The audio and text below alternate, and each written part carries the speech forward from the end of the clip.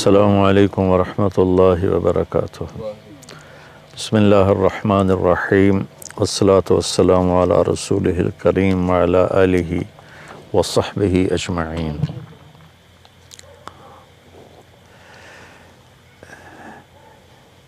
پوری دنیا کے انسانوں کے لیے سب سے پہلے جس علم کو سیکھنا ہے وہ ہے کہ میرا بنانے والا کون ہے اور وہ مجھ سے کیا چاہتا ہے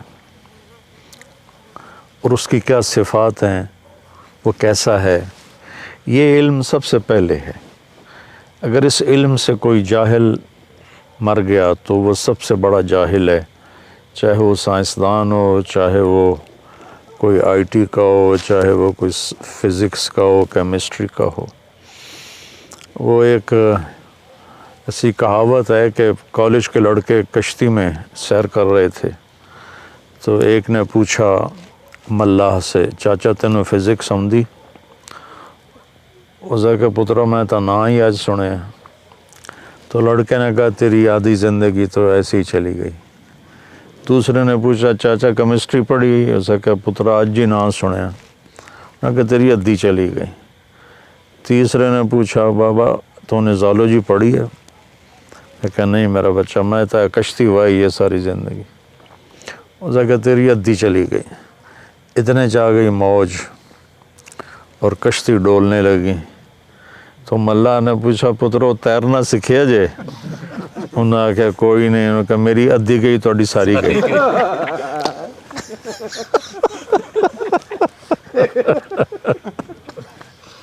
تو اس نے کہا میری ادھی گئی تھوڑی ساری گئی۔ تو جو یہ نہ پہچان سکا کہ میرا بنانے والا کون ہے، اس سے بڑا نادان پوری دنیا میں کوئی نہیں۔ ایک بہت بڑا طبقہ ہے ایتھیسٹ، وہ بڑے فخر سے کہتے ہیں میں کسی خدا پہ یقین نہیں رکھتا۔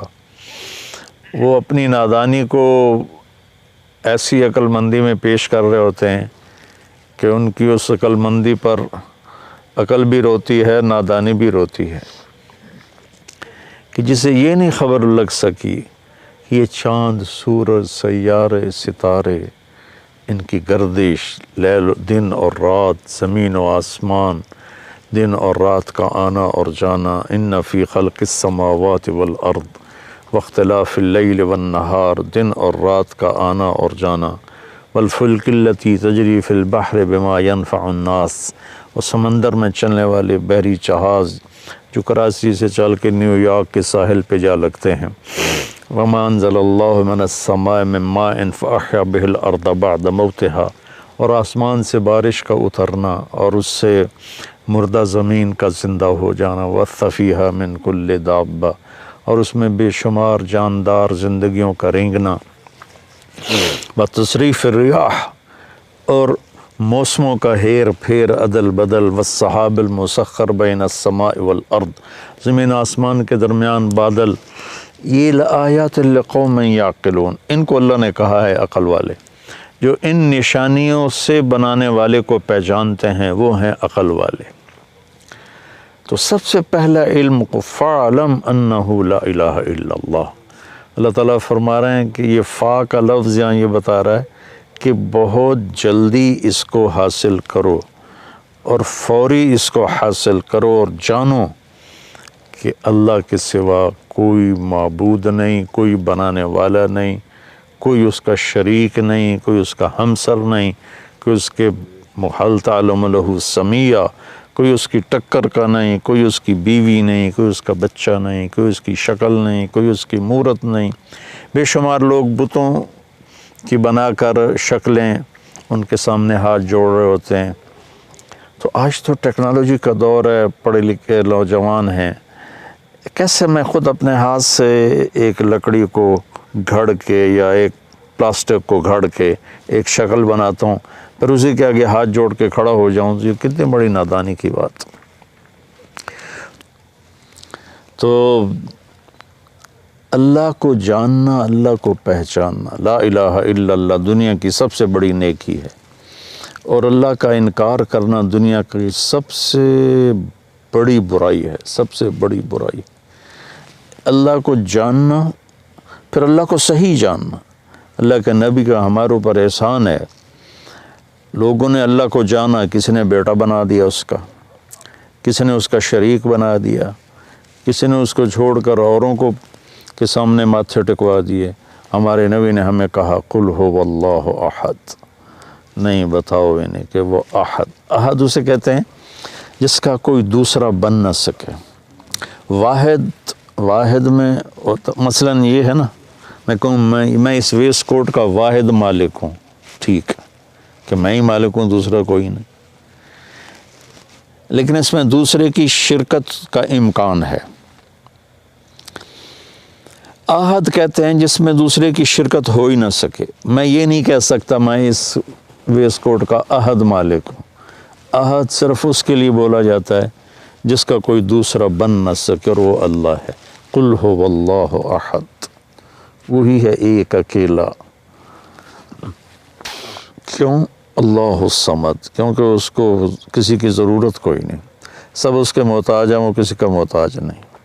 یہ کس لیے وہ محتاج کیوں نہیں؟ لم یلد ولم یولد. آدمی محتاج ہوتا ہے یا پیدا ہو یا کوئی اس سے پیدا ہو، تو آدمی پھر محتاج ہوتا ہے. تو نہ وہ پیدا ہوا ہے نہ اس سے کوئی پیدا ہوتا ہے، لہٰذا اس پر مہر لگاؤ ولم یکن لہ کفوا احد، کہ کوئی اس جیسا کائنات میں ہے ہی نہیں. یہ میرے نبی کا پوری امت پر، انسانیت پر احسان ہے کہ اللہ کا صحیح پتہ بتایا، اللہ کا صحیح تعارف کروایا. اور اللہ کے نام میں ایسی خصوصیت ہے کہ اس میں کوئی نقطے والا حرف کوئی نہیں. جو نقطے والے حرف ہوتے ہیں وہ کمزور ہوتے ہیں، جو بغیر نقطے والے ہوتے ہیں وہ طاقتور ہوتے ہیں. اس کی ایک وجہ میں آسان سی بتاؤں کہ نقطے والے حرف کو نقطے کی ضرورت ہے مطلب بتانے کے لیے، اور بغیر نقطے والے حرف کو ضرورت نہیں کسی بھی چیز کی.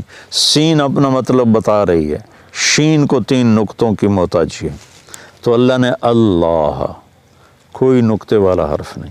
اپنے حبیب کا نام رکھا محمد، کوئی نقطے والا حرف نہیں. اپنے نام میں 4 حرف رکھے، اللہ لام لام ہو. اپنے نبی کے نام میں چار لفظ رکھے، میم ہا میم دال. 4 حرف نبی کے نام میں، 4 حرف اللہ کے نام میں. اور جب اللہ نے کلمہ بنایا تو 2 حصے بنائے، لا الہ الا اللہ محمد الرسول اللہ. تو لا الہ الا اللہ بھی 12 حرف ہیں اور محمد الرسول اللہ بھی 12 حرف ہیں. ایسے تکڑی تول کے بنایا.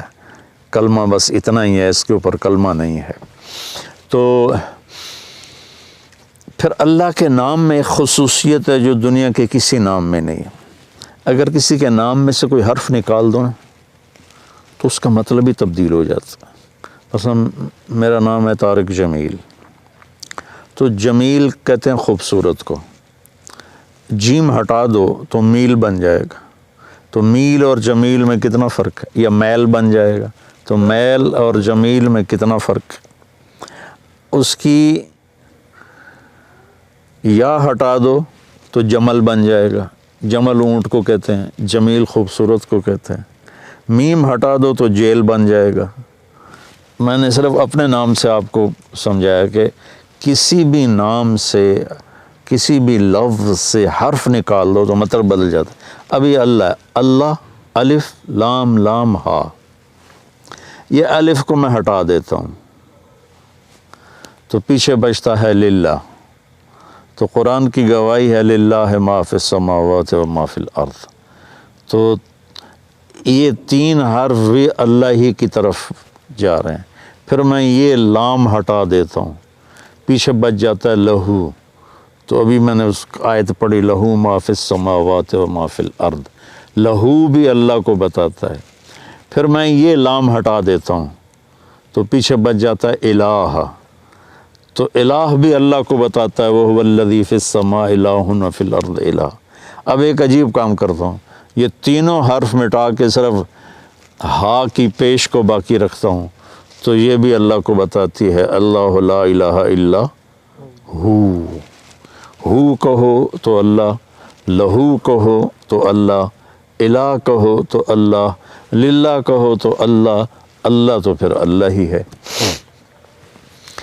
تو بھائیو، سورہ بقرہ نہیں پورے آسمانی کلاموں کا سرخیل کلام ہے آیت الکرسی. اور حضرت علی رضی اللہ تعالیٰ عنہ نے ارشاد فرمایا اگر میں سورۃ فاتحہ کی تفسیر بیان کروں تو 70 اونٹوں پہ لا دی جائے گی. تو بقرہ کی کرتے تو پھر کیا حال ہوتا. ہر آیت کے لیے 10 اونٹ، ہر آیت کے لیے 10 اونٹ. مطلب یہ تھا کہ نہ ختم ہونے والی ہے.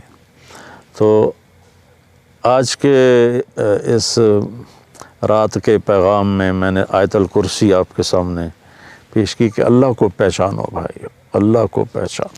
اگر اللہ کو پہچان جاتے تو رشوت نہ ہوتی، قتل و غارت نہ ہوتے، ایسے شراب زنا کے دور نہ چلتے، ایسے نافرمانیاں نہ ہوتی. اللہ تعالیٰ مجھے دیکھ رہا ہے، میری سن رہا ہے، میں اس سے چھپ نہیں سکتا. یہ اس مالک الملک کہ نحن اقرب الیہ من حبل الورید، ہم تیری شارک سے بھی تیرے زیادہ قریب ہیں. تو بھائی اللہ کو پہچاننے کی کوشش کرنا میری زندگی کا سب سے بڑا علم ہے. یہ مل گیا تو سب کچھ مل گیا، ورنہ وہ ملا والی گل ہے، میری ادھی گئی تو ڈساری گئی. السلام علیکم. غریب کا سال بھر کا روزہ مل کر افطار کروائیں. اس رمضان مولانا طارق جمیل فاؤنڈیشن لا رہی ہے تقسیم رحمت رمضان راشن پروگرام. تقریباً 3000 مستحقین کے گھر راشن پہنچانے میں ہمارا ساتھ دیں. صرف 4200 روپے میں آپ بھی کسی کی مسکراہٹ کا سبب بن سکتے ہیں. تو جلدی کیجیے. مولانا طارق جمیل فاؤنڈیشن، اکاؤنٹ نمبر 127101044100786، میزان بینک، تلمبا برانچ.